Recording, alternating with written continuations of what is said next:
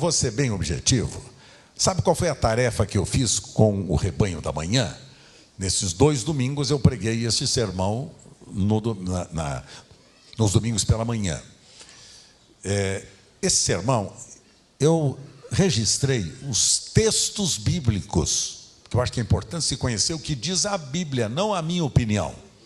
Não importa a minha opinião. Importa a opinião das Escrituras Sagradas. Porque a gente erra porque não conhece a Escritura, então fica fazendo bobagem. E sabe de vocês uma coisa, pessoal? Jesus estava ensinando sobre a parábola do joio e do trigo. Jesus estava ensinando. Querem saber o que é que Jesus ensinou sobre isto? Vamos lá, projeta para mim. Evangelho de Mateus, capítulo 13. Veja bem, Jesus ensina sobre a realidade da presença do joio no meio do trigo. Vejam o que é que Jesus vai nos ensinar. Veja só. Vamos lá, pessoal? Vamos.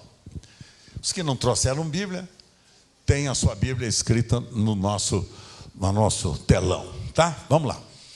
Outra parábola propôs Jesus dizendo: o reino dos céus é semelhante a um homem que semeou boa semente no seu campo.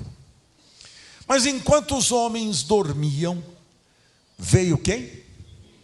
Veio o inimigo deste homem, e semeou joio no meio do trigo, e foi embora, e retirou-se.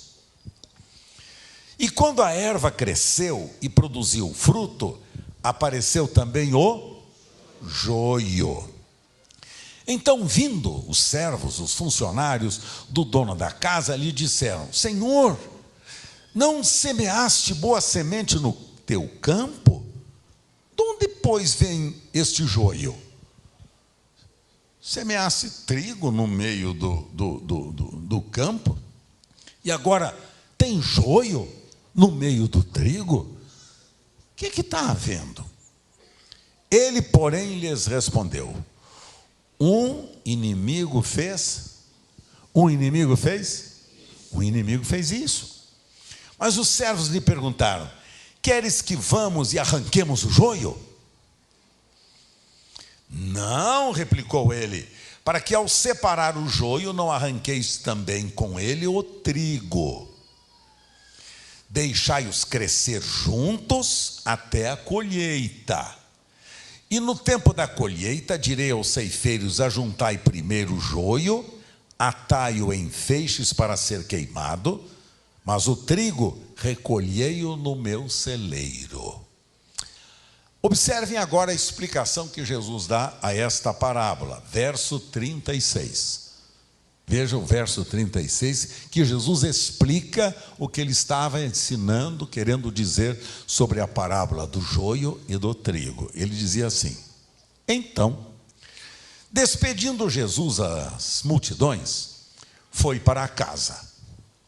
Chegando-se a ele, os seus discípulos em sua casa disseram: Jesus, explica-nos a parábola do joio do campo. Queremos saber o que isso significa. Como é que é esse negócio da parábola do joio? E ele, Jesus, respondeu: o que semeia a boa semente é? O que semeia a boa semente é? Filho do... Quem é o filho do homem?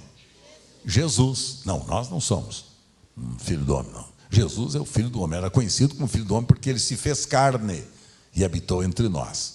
Então, Jesus aqui é o filho do homem. É o Deus que se fez homem, se fez carne, que habitou entre nós, tá? Só para vocês entenderem. Verso 38, Jesus diz assim: o campo é o mundo. A boa semente são os filhos do reino. E o joio? Quem são? O joio são os filhos do maligno, filhos do diabo, no meio do trigo. O inimigo que o semeou, quem é? O inimigo que semeou, quem é? O próprio, o diabo. O diabo que semeia dos seus filhos no meio do trigo. A ceifa é a consumação do século, e os ceifeiros são os anjos. Pois assim como o joio é colhido e lançado no fogo, assim será também na consumação do século. Mandará o Filho do Homem os seus anjos, que ajuntarão do seu reino todos os escândalos e todos os que praticam a iniquidade, e os lançarão na fornalha acesa, ali haverá choro e ranger de dentes. Então os justos resplandecerão como o sol no reino de seu Pai. Quem tem ouvidos para ouvir, ouça. Então, Jesus ensina a parábola do joio e do trigo, dizendo que nesta plantação de trigo que se transforma em alimento, vocês sabem disso, em alimento. O joio não serve para nada, o joio que é muito parecido com o trigo. Eu trouxe de Israel duas pequenas árvores, né, plantas, tanto do trigo quanto do joio. O nosso guia que nos levou a Israel, isso há alguns anos atrás, né, eu falava sobre isso, ele disse, eu vou parar num campo de trigo e vou lá tirar para o senhor o trigo e o joio. Está lá na minha sala, o dia que você quiser conhecer, é só subir aqui na minha sala, você vai encontrar. Eu mandei colocar num quadro de vidro as duas folhagens, o joio e o trigo. É parecidíssimo, quase igual. Sabe como é que a gente conhece a diferença do joio e do trigo? Sabe como é que conhece? Sabe como é? Quando o joio começa a dar fruto. Por isso Jesus disse assim, por seus frutos os conhecereis. Por seus frutos os conhecereis. A gente conhece a diferença entre o joio e o trigo quando dá fruto. A gente conhece a diferença entre os filhos de Deus e os filhos do diabo quando eles começam a dar fruto. Isso Jesus ensinou. E quero dizer-lhes uma coisa, sabe onde estão os filhos de Deus e os filhos do diabo? Na igreja. Hoje eu tenho aqui filhos de Deus e filhos do diabo. Ai, pastor, eu vou embora. Ai, que desaforado que o senhor é. Como é que o senhor fala isso? Bom, se você acha que você é, fazer o quê, né, filho? Cada um veste a roupa como gosta, como quer e como acha que deve. Como é que a gente conhece a diferença entre os filhos de Deus e os filhos do diabo? A diferença entre os filhos de Deus e os filhos do diabo é quando eles começam a dar frutos. E eu quero ler para vocês alguns frutos dos filhos do diabo e dos filhos de Deus, para vocês saberem qual é a diferença. Por isso que lhes aconselho, leiam as Escrituras diariamente. Começa no Novo Testamento, diariamente leiam um texto, pare para meditar. Presença do joio no meio do trigo entre a liderança pastoral. Entre liderança, entre líderes. Aonde? Por exemplo, Diótrefes, lá na terceira carta de João, versos 9 e 10, Diótrefes eram os donos da igreja. São os chamados donos da igreja. Hoje em dia temos os donos. Né? O apóstolo não sei o quê. Apóstolo não sei o quê. Tem apóstolo para tudo quanto é canto. Tem o quê? Tem de apóstolo que eles se auto-intitulam. Tem até apostila. Tem apóstolo, apostila. A apostila tem de monte também. Tá? Não está faltando apostila. Deve ser apostila, né? O feminino de apóstolo, o que é? Apostila, para mim deve ser apostila, né? Não é não? Bom, deve ser lá o que é. Mas enfim, aqueles que se auto-intitulam, que de apóstolo não tem nada. Apóstolo não tem nada. Mas esse não é o assunto. Esse é outro assunto. Tem os falsos apóstolos. Está me acompanhando aí? Tem os falsos apóstolos. Tem os obreiros fraudulentos. Tem os falsos mestres. Tem os falsos doutores. Tem os falsos profetas. Quer dizer, que se tem o verdadeiro, é porque também tem o falso. Então, leia e examine o que diz a Escritura sobre estas personalidades que temos aqui. Agora, veja lá. E no rebanho, como é que a gente vai distinguir o joio no meio do rebanho? Como? Veja lá.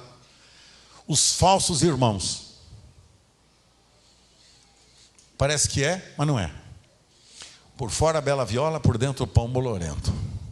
Parece. tem aparência, tem jeitinho, fala a mesma linguagem, mas a prática de vida é completamente diferente da prática da vida cristã. Os hereges, quem são os hereges? Os hereges são aqueles que provocam divisão entre os irmãos. Provoca divisão. Esses que provocam divisão no rebanho, vocês abram os olhos.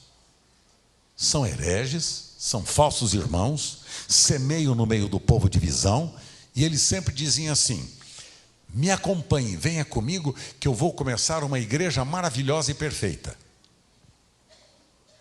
É assim que eles fazem, sabiam disso? Sim, minha filha, depois de 55 anos eu já aprendi tanta malandragem.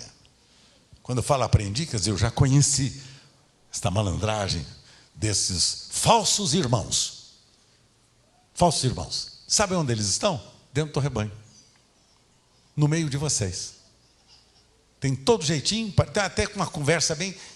Olha, agora estou buscando a Deus, e Deus falou comigo. Quando você ouvir esse negócio, Deus falou comigo e me mandou, pule fora. Pule fora.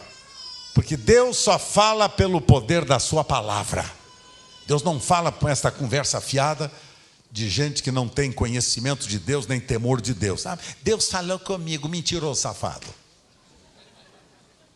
Quem são o joio?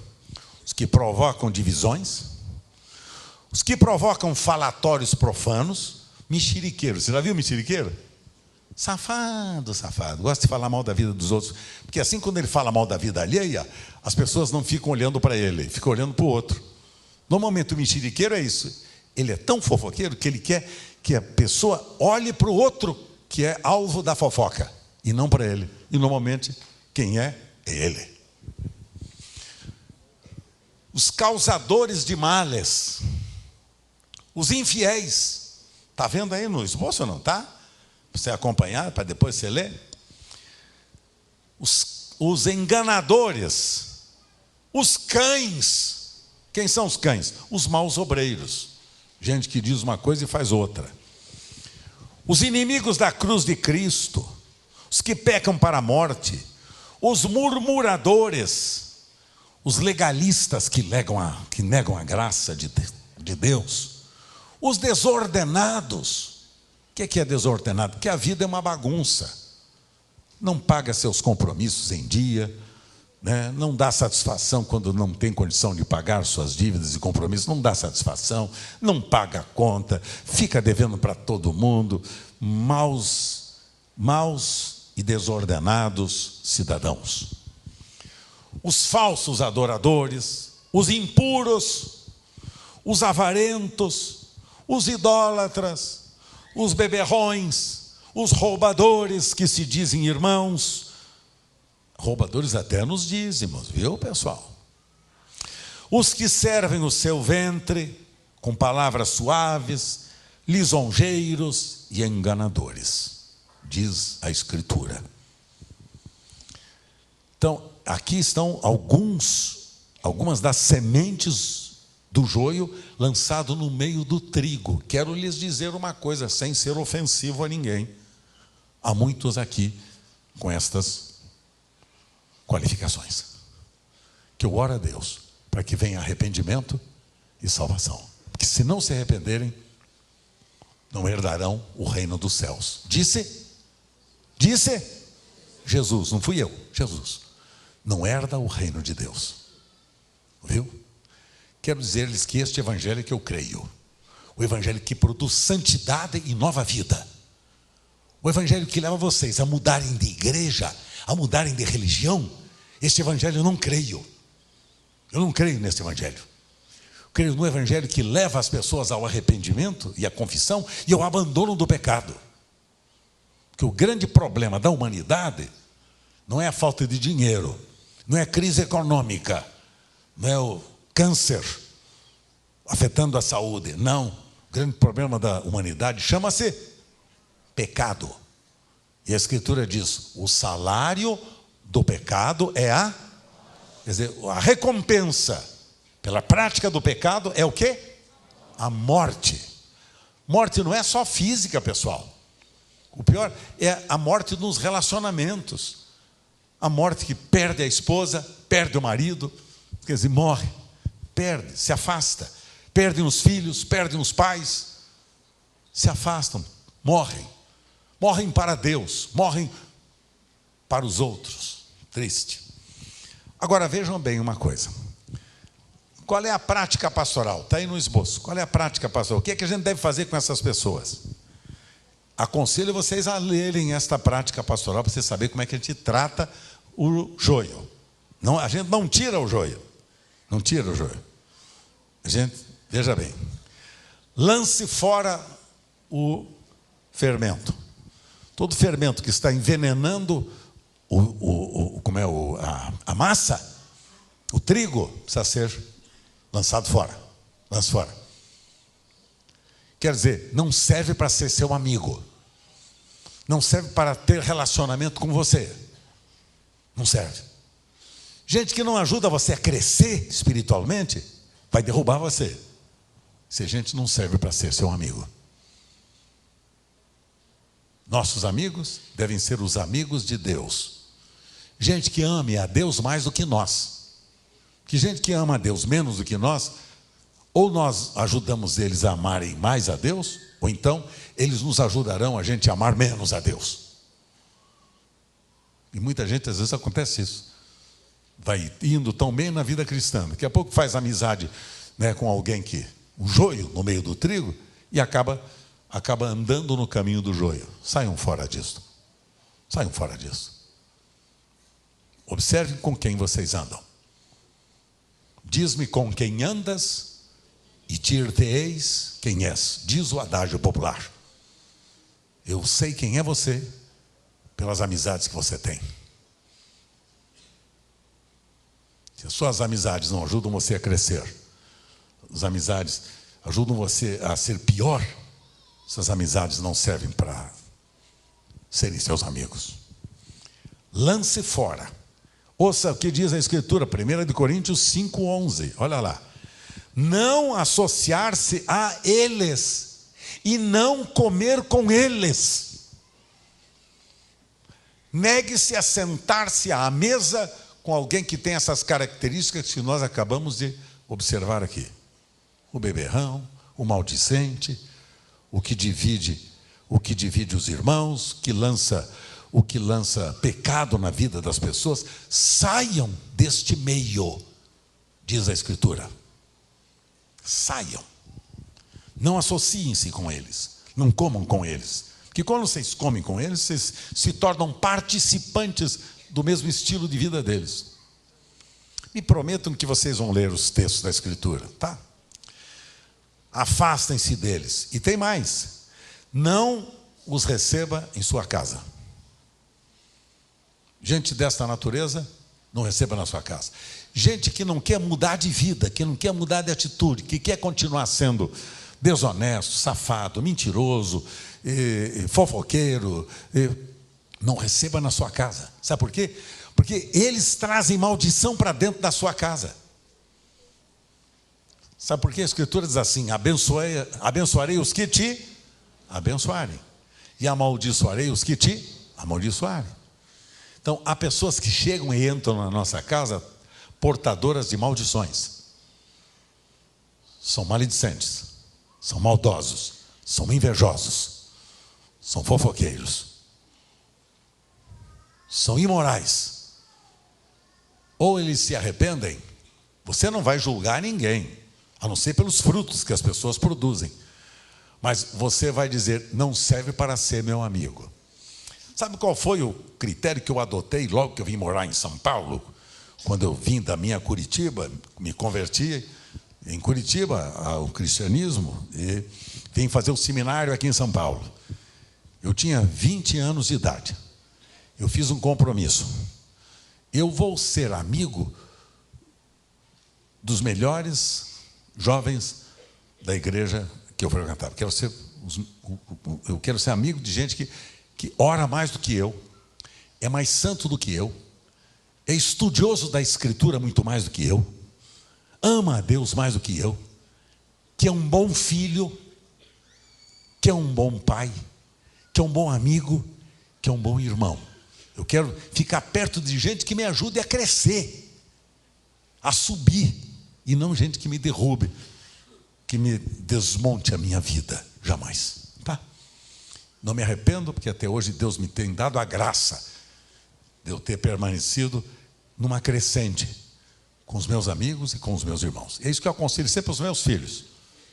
Seja amigo dos amigos de Deus. Seja amigo de gente melhor que você. Eu digo para eles que pior do que você, basta você. Exemplo que nós pais devemos ser, exatamente. Então, eu digo isso para eles: seja amigo de gente melhor que você, porque pior que você, basta você. Chega.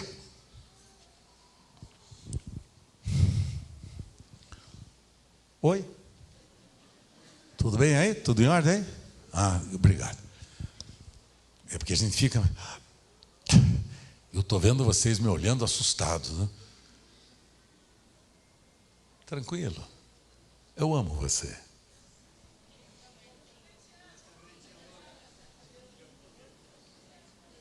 Você viu como diminuiu?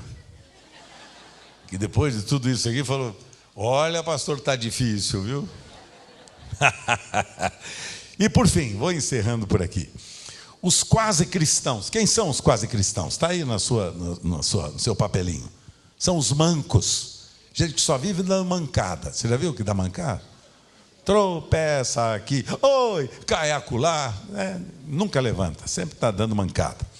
Os desanimados, os que não alcançaram a promessa, os que perderam o primeiro amor e devem arrepender-se, os amarrados pelo diabo, os duvidosos, os mornos, não é quente nem frio, nunca você sabe quem ele é.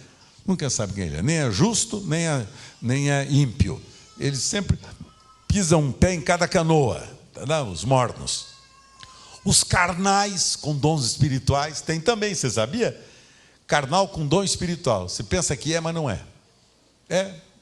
Mateus 7, 22 a 24, Jesus disse que naquele dia ele vai separar aqueles que vão dizer para ele: Senhor, mas eu curei os enfermos, preguei a tua palavra, expulsei demônios, Senhor, fiz maravilhas no teu nome.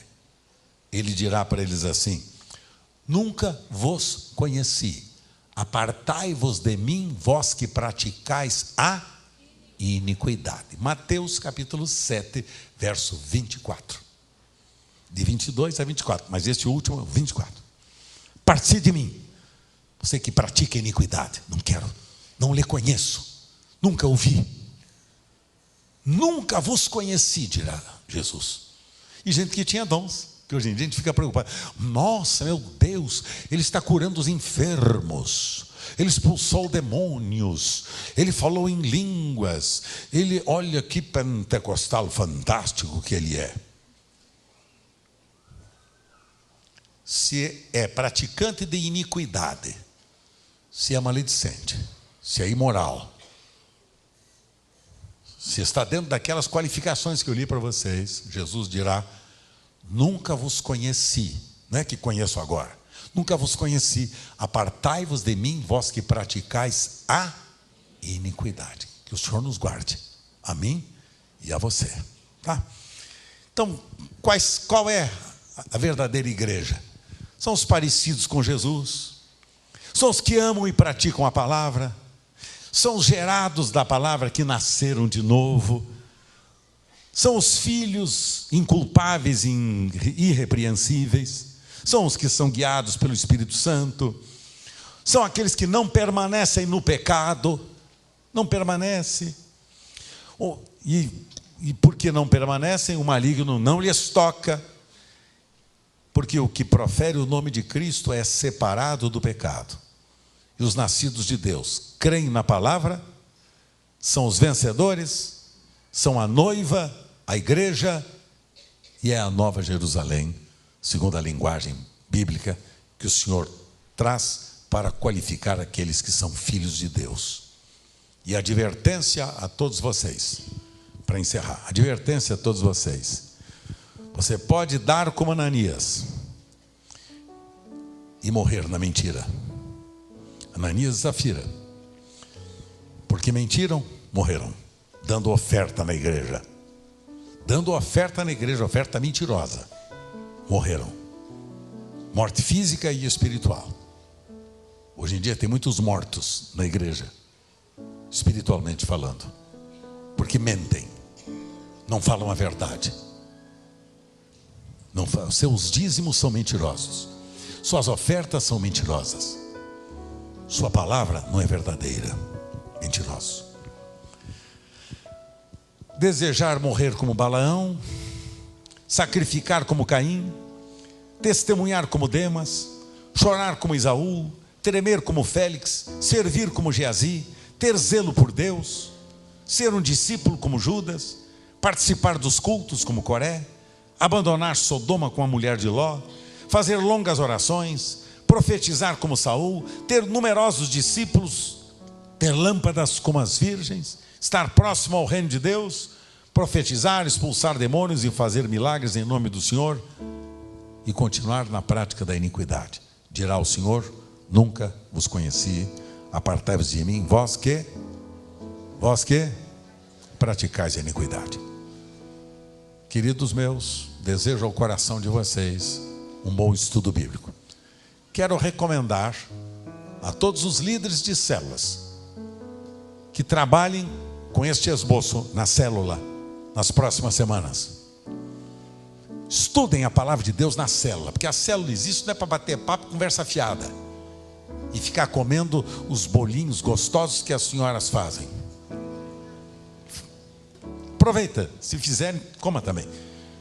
Mas a prioridade não é esta, a prioridade é a Escritura. E conhecereis a verdade, e a verdade vos libertará. Conhecer a palavra. Então, use este esboço que eu estou dando para vocês, não custa nada. Use para estudar a palavra lá na sua célula. Peça para o seu líder estudar a Bíblia com você. Diga para ele que você não tem tempo de ficar ouvindo história da carochinha. Diga para ele que você quer amar a Deus e conhecer as Escrituras, que você não tem tempo para ficar jogando fora o seu tempo sem conhecer a Deus. Sabe por que lhes falo tudo isso? Porque o meu desejo é que você,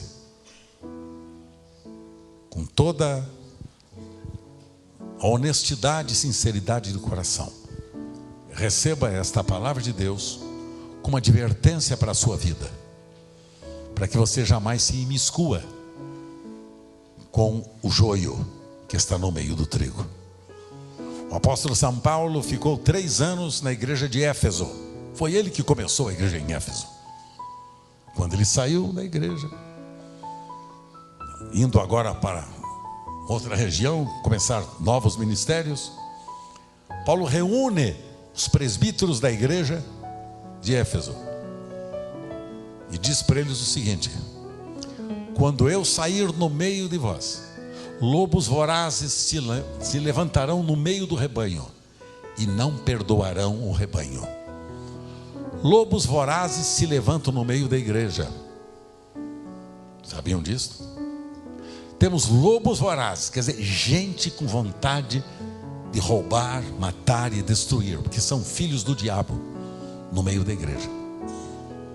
Tem cara de cristão, pinta de cristão, jeitão de cristão, mania de cristãos, vícios de cristãos, uma linguagem até parecida, mas negam a verdade dessa linguagem pelo estilo de vida que eles vivem. Não ande com esse tipo de gente. Paulo diz: observe esse tipo de gente e afaste-se deles.